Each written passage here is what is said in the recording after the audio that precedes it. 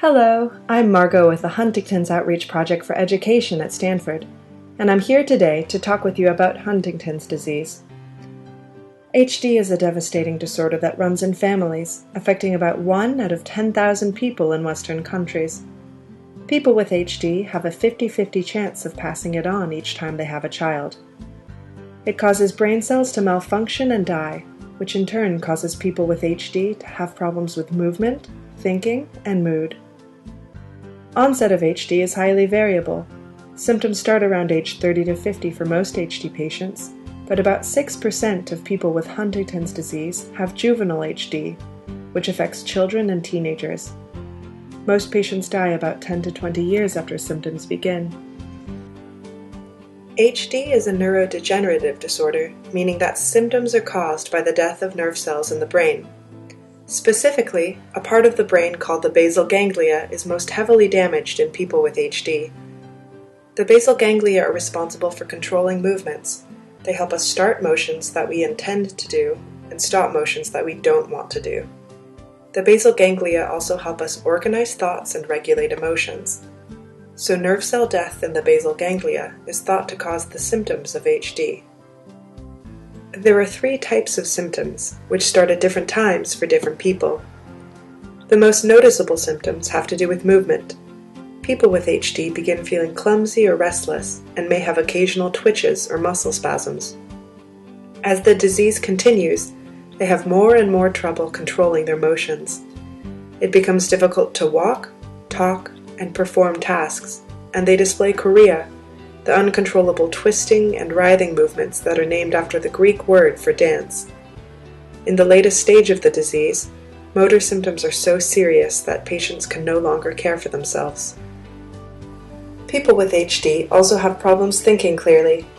Communication is difficult, and it gets harder to start conversations or understand what is being said.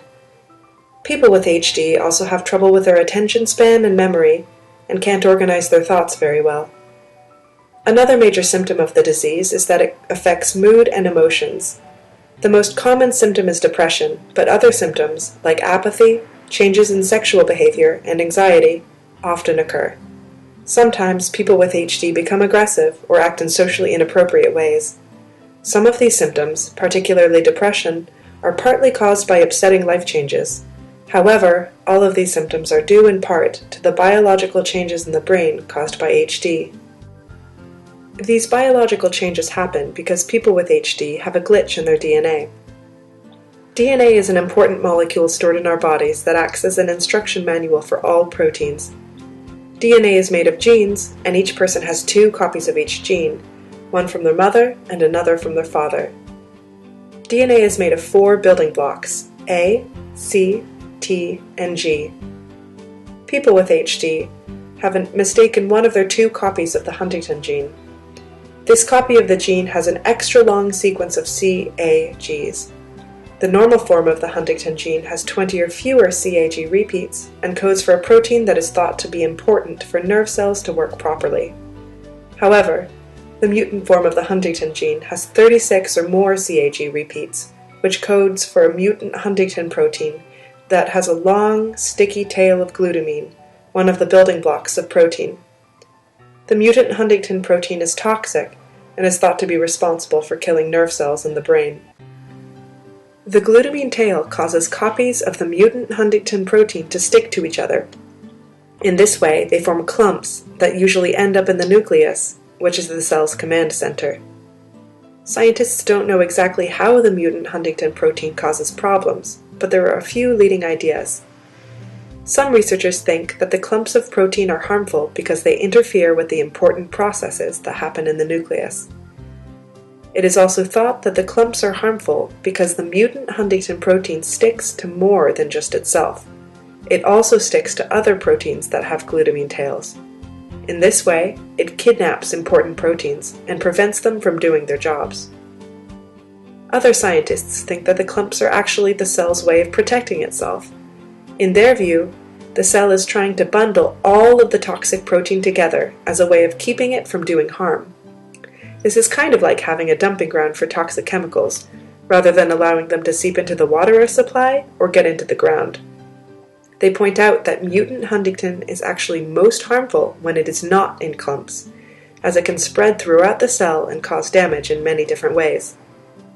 However, this is an active area of research. Scientists are trying to understand how the mutant Huntington protein does its damage, as they hope that this will allow them to find a cure.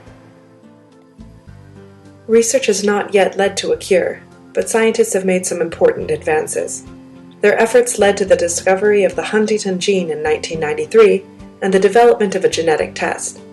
Now, people who have HD in the family have the option of being tested to find out whether or not they have the disease.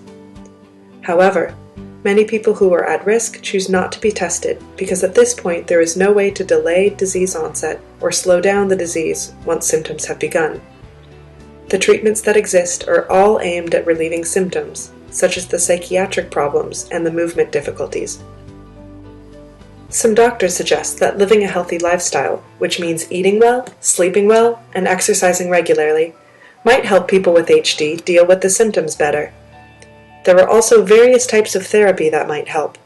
Speech therapy and physical therapy can help patients speak more clearly and regain control over their emotions, while occupational therapy helps patients maintain skills needed for day-to-day life. Some patients also find strength through support groups. The important thing is not to lose hope. Science is making slow but steady progress. Tetrabenazine, a drug that reduces chorea in most patients, was approved for use in America in 2008, and several other drugs are in the pipeline. Hopefully, this hard work will one day lead to a cure. For updates on research, potential drugs, and background information on Huntington's disease, visit our website, hopes.stanford.edu.